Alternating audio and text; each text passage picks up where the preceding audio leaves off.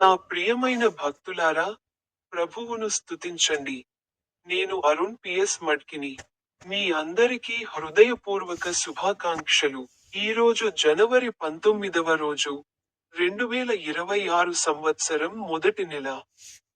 జార్ఖండ్ లోని సిండేగా జిల్లాలో ఉన్న కేలాఘాట్ ఆనకట్ట చెరువు యొక్క రెండో భాగంలో నేను చేరాను.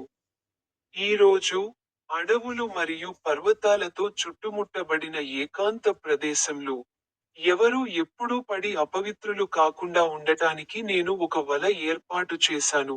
అతను తన బైబిల్ వచనాలలో ఒకదానిపై ఇలా అన్నాడు. సెయింట్ మత్తయి సువార్త 7వ అధ్యాయం 12వ వచనంలో, అతను ఇలా అన్నాడు. కాబట్టి, మనుష్యులు మీకు ఏమి చేయాలని మీరు కోరుకుంటారో, వారికి కూడా చేయండి. ఎందుకంటే ఇది ధర్మశాస్త్రం మరియు ప్రవక్తల బోధన. మీ అందరికీ హృదయపూర్వక శుభాకాంక్షలు. నా యూట్యూబ్ ఛానల్లోని పాడండి బటన్పై క్లిక్ చేయడం మర్చిపోవద్దు.